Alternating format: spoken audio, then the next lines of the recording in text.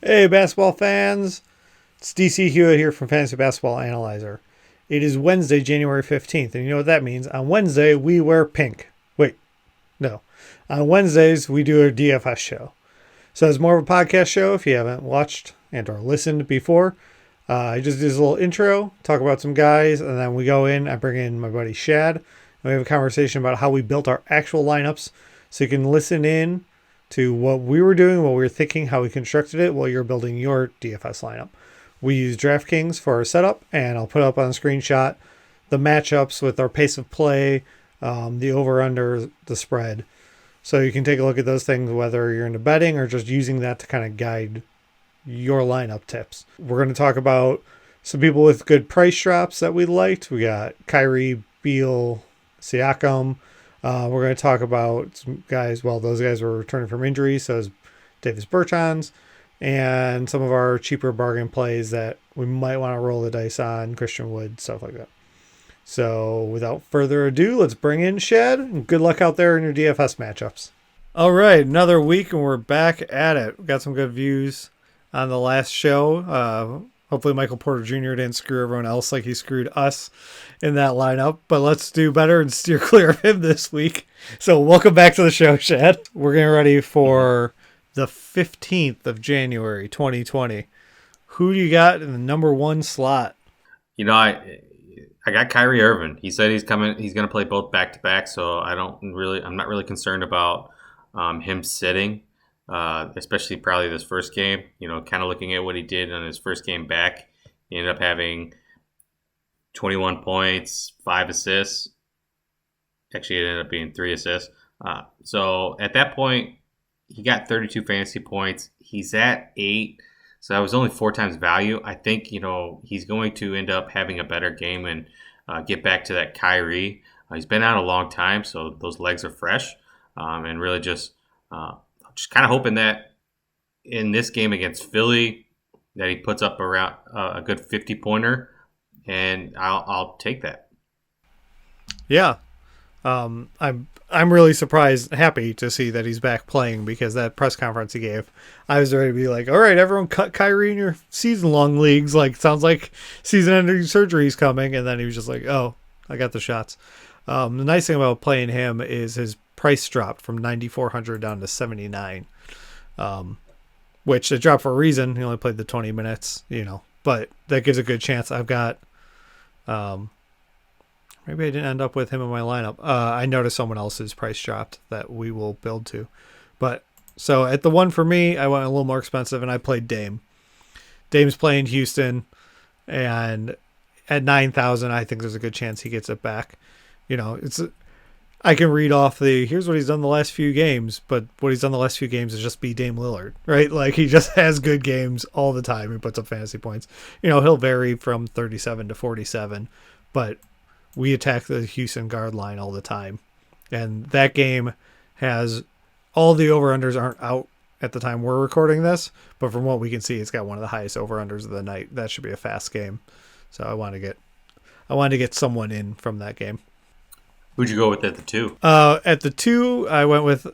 So there's going to be a theme through all my lineups. Is going to be that Portland-Houston game and the Washington-Chicago game. At the 2, I played Bradley Beal. It looks like he's back and playing. He played on the 12th and got 32 fantasy points. And this was a salary drop that I liked. He went down from 9,200 to 8,400. And I was just like, okay, there's, if Beal plays more than 27 minutes, there's a good chance I can make that back. At 8,400, I wouldn't be shocked if he's getting 46. Like, he was averaging 46 fantasy points. That price is right there. 6 times value is at his average. And if he's playing Chicago, who's turning into like the walking wounded with all their injuries and stuff like that, I expect a run and gun.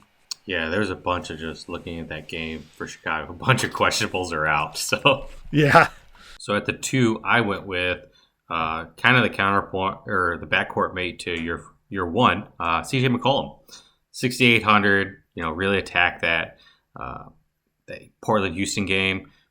Last time that game was played, Houston put up 130 points, and I believe Houston came out the victor. Portland still put up 100 points, Now I believe with that first game that they played, Melo was not in there. I believe that Portland's offense flow is a lot better now, considering back from when they first played. Still looking at when you got Dame and now Melo to guard, as well as CJ McCollum, you're kind of looking at Houston doesn't play that great of a D. They give up a lot of points, so I felt like attacking that game at the 2. McCollum had a really nice game against them last time. I believe he had 25 points, and I want to say maybe like three assists and 4 rebounds, somewhere in that range. So at 6,800, looking for about a 42-point game. I believe CJ McCollum has potential to exceed that in this matchup. Yeah, I mean, you're right. He had it was 5 rebounds, 3 assists last time, and 2 steals. He ended up with a 41-point game against them last time. And at 6,800, I feel like I got a little price envy. I feel like he got the better guard mate, because that's kind of right around the target I was hoping that Lillard would pull off, and I'm paying $9,000 for that. Yeah. All right, who you got at the 3? At the 3, I went with the guy who's kind of been hot of late, Demar Derozan, going up against Miami, 7,900. Kind of last game, he had 44 fantasy points. The game before that against Memphis, he had 62 fantasy points. And to go a third game back, he had 44.5. At 7,900, really, let's just round it up to 8. 6 times value is going to be 48. So, anywhere in between, if you take the average of that, he's already exceeded the 48. So against Miami, they are middle of the pack against shooting guard, small forward. At that point, I feel like DeMar DeRozan is kind of like that safe bet. He's going to be getting you the 40-plus points a game, so I kind of went with a safe move with him. Mm-hmm. Yeah, it makes a lot of sense. I looked at DeRozan and just ended up, for whatever reason, I got distracted by something. Butterfly came in the room or something, and he didn't end up making it in my lineup.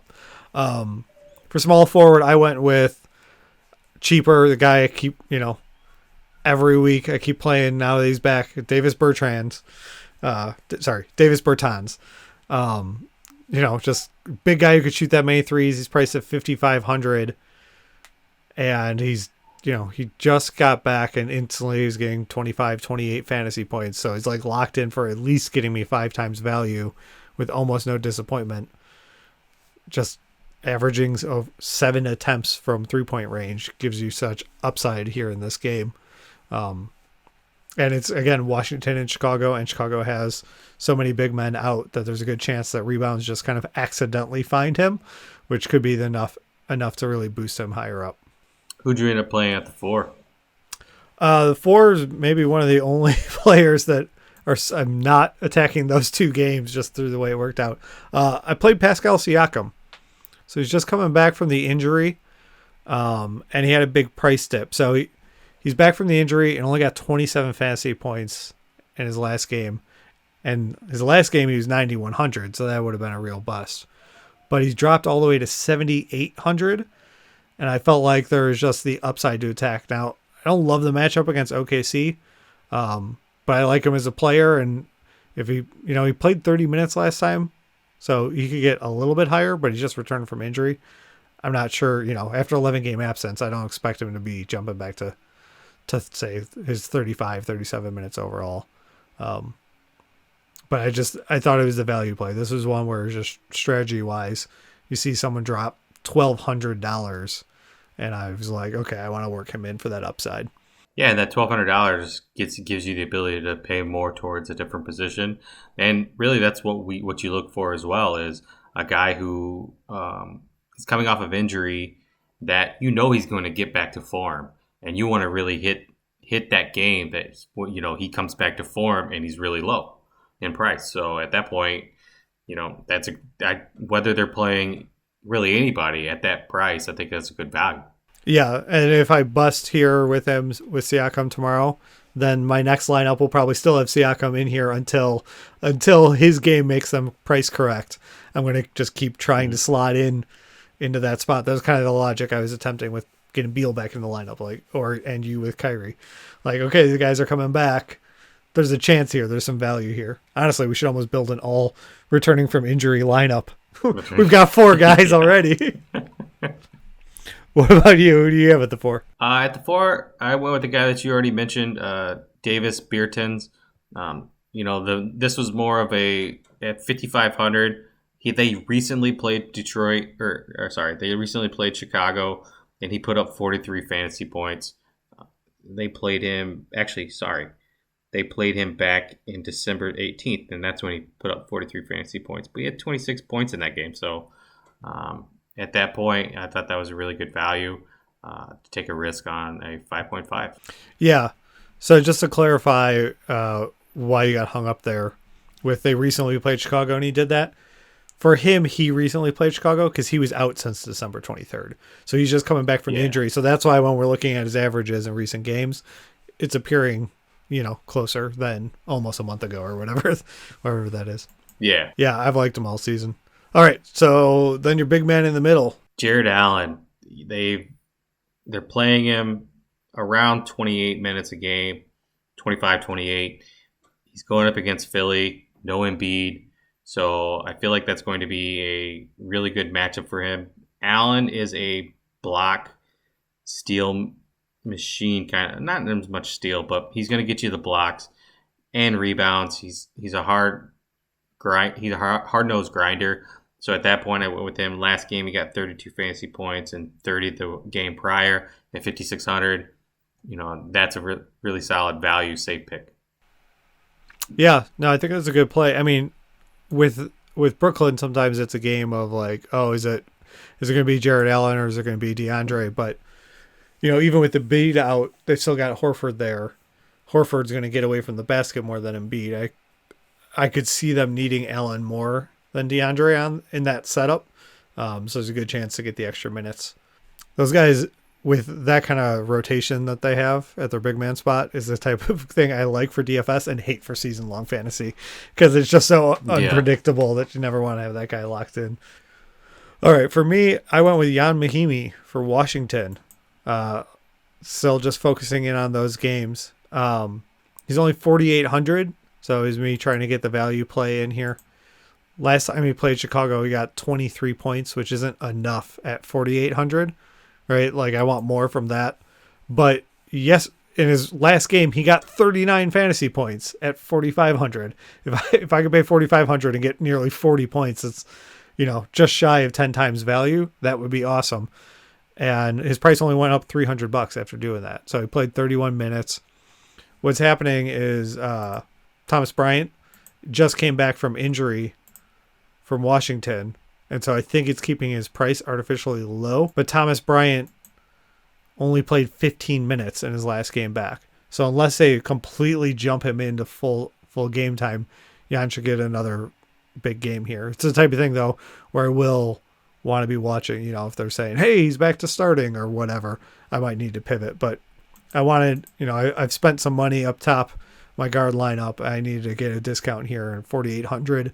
I didn't have to go to the bottom of the barrel. I felt comfortable with that. When I first constructed the lineup, I had Pascal Siakam in at my center, but I found more center discounts between him and I was looking at Gafford from Chicago if Gafford played. Chicago's got a few options for cheaper bigs that I was looking at plugging in there. So now we're starting to get into utilities. So who'd you end up putting in your first guard spot? My first guard spot, we were talking before we got on, I picked partially just so I had to trip over his name. So it's Svi Mahuliak? Question mark? 3,900 for Detroit. I believe Griffin had season-ending surgery. And so it opens up some minutes. Obviously, a shooting guard is not going to be replaced by Blake Griffin. But he played 34 minutes in his last game and got 27 fantasy points.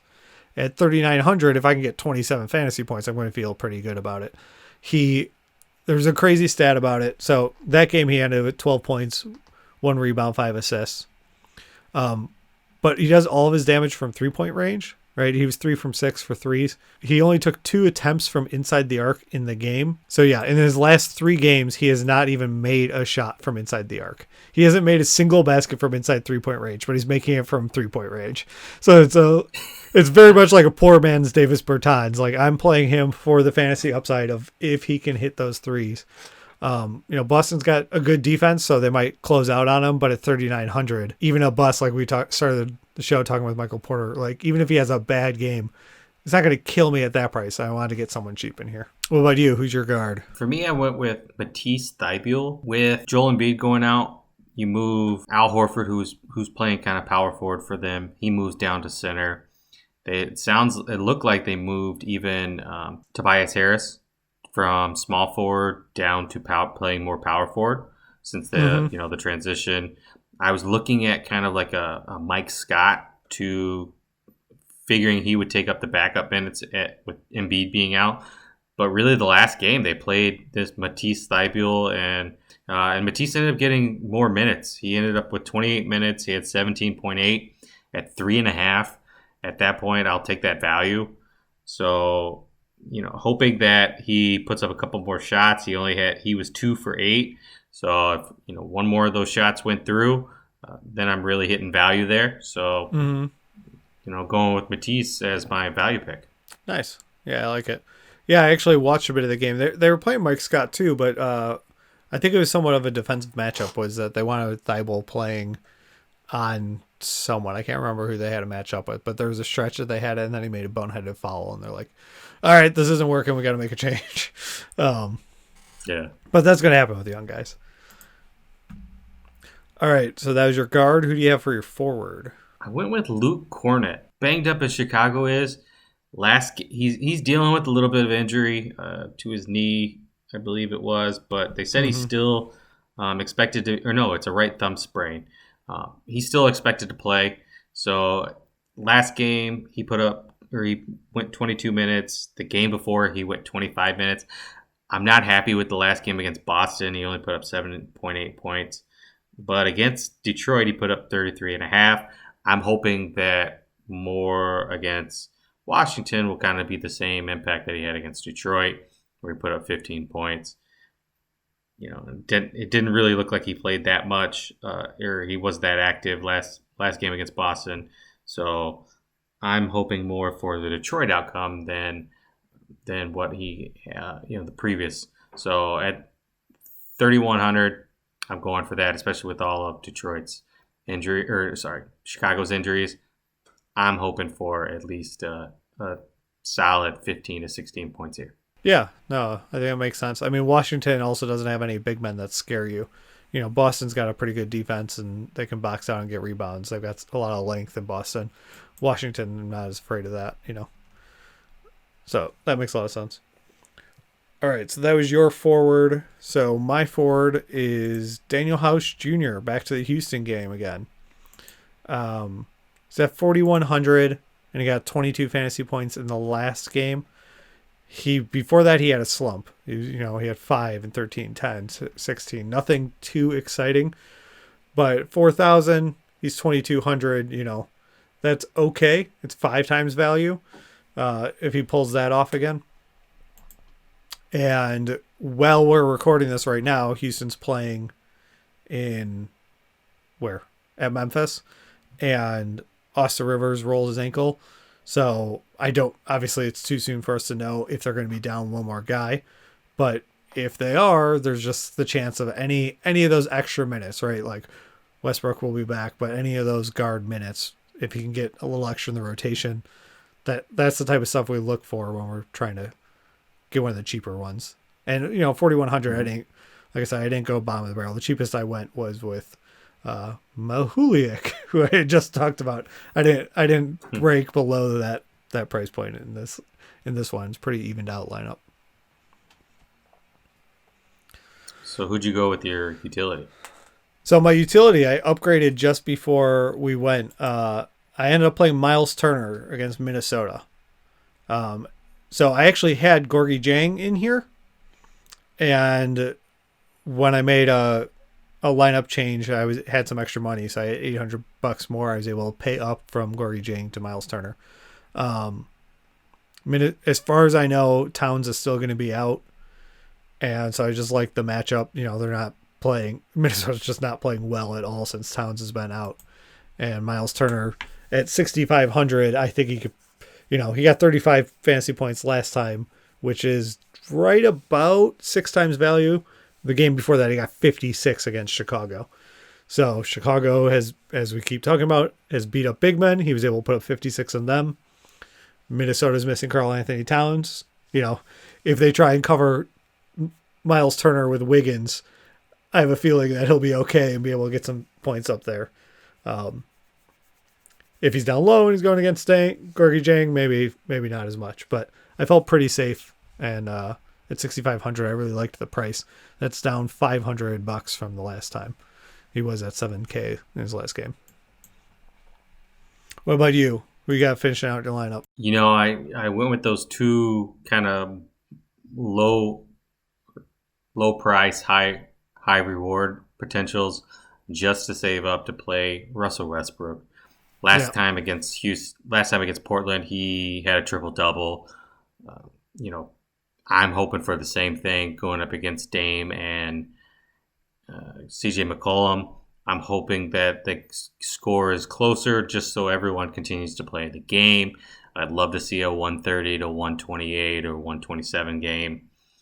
At that point, I'm paying $9,600. His last game, he had 56 fantasy points. So at that point, you're looking at it as at least being close to 6 times value. We keep throwing out the 6 times value because you got $50,000 and you need at least 300 points to score. But to get 6 times value out of a guy who you're paying high for, that just gets you even closer to that $300,000. So at this point, I'm hoping that he puts up at least 60 points, maybe 65, and you kind of go for the better fantasy play in that game. Yeah, no, I think it makes sense. I mean, Harden's just priced so ridiculously high at 12.4. I'm not saying he can't bring that home, but again, it's always just hard to build that lineup around him at that price. Yeah, and at 12, you're having to hope that he puts up 72 fantasy points at least. Cool. Do you have anyone else that stood out that you wanted to mention? I was trying to look back at my own notes, see if I had anyone. Yeah, I didn't really comment on it as much. I like the Miles Turner play that you played. Kind of looking at it, he's gonna go up against probably Gorgie Jang. At that point, Miles Turner has always been a guy who's been able to step out and have the three. So, pulling Gorgie Jang out to the 3-point line, I'm more comfortable with. Miles Turner being able to kind of take advantage of that play. He's really been known as a 3 and block guy. And that's how he was when he was coming out of Texas. So, that was kind of a play. If you're able to get in Luka, someone like that, that's kind of a tough risk. You're gonna have to take more risks in that piece. But Andre Drummond is always, I think we mentioned him. He's always a rebound. Before we got on here, he's really dependent on rebound. It's 9,400. So at that point, even getting 20 rebounds, which he has the potential to do against anyone, so at that point you're looking at really good value.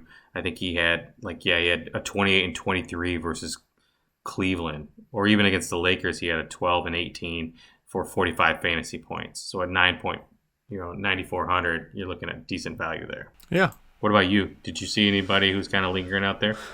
No, I don't think so. I mean, I had Gorgie Jang and I went up to Miles Turner, which also, we don't know the health report yet, but Domantas Sabonis is actually listed as being questionable for Wednesday's game with the Pacers. So, I mean, they play Sabonis and Turner together anyway, but that, again, just gives the chance for some more upside. I was wondering about, I didn't look at the pricing on this. I was wondering about Gallinari going against Toronto. His price is $6,500, so it doesn't break the bank, but he averages like 40 fantasy points. So when the price is dipping, well, actually, it's saying he's averaging 31. I'm just looking over the last 10 games, though. He's playing higher than that. So at that price, I feel like there's a pretty good chance he can return value at 6,500. And if you miss, it doesn't totally crush you because they're not paying up for any of those big names. One guy to mention, De'Aaron Fox. I know that they're going up against a Dallas defense that's pretty good against the point guard specific. I believe they're, according to DraftKings, they're first in terms of point guards. As a Dallas fan, I don't buy into that. I know point guards do pretty, from visual watching, they tend to play very well against them. And so, last game he had 60 fantasy points against Orlando, against Milwaukee. He gave 56. He's going to probably get paired up against DeLon Wright, who is a defensive specialist. But, the thing about De'Aaron Fox is just his speed is phenomenal. I think his ball handling skill as well. So with his speed and his ball handling skill, I think he still has, he's doing it with he had 56 fantasy points, putting up a 19, 9, and 10 stat line. So, he's getting close. He's flirting with those triple doubles the last 2 games. I wouldn't be surprised if he did the same thing against Dallas. Yeah. Another option before I played Svi out of Detroit, I was looking at Christian Wood, power forward center. He's priced at 4,700, and in the last game he got 41 points, and the game before that he got 47.5. So at 4,700, that's 10 times value. Now he's questionable for tomorrow's game, so I didn't put him in right now with his knee soreness, but I might build an alternate lineup and keep an eye on that, because if he's playing, 10 times value changes everything if you can get there. Now it's against Boston. The last 2 games were against New Orleans and Chicago, so it's a little bit different, but his minutes have doubled in the last couple games, up to 26 minutes from 10 before that. Yeah, and that's all it takes is finding a guy like that. It was like, I'm going to have to try a lineup with him. Yeah, and then you got to set yourself a phone reminder so that you check the injury reports in time. Yes.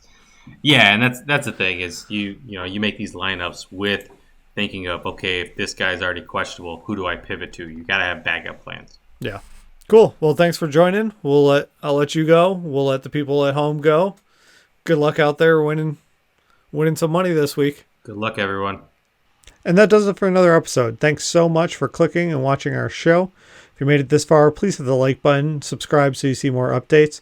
It really helps a small channel like us grow. Good luck out there winning your game, and have a good week.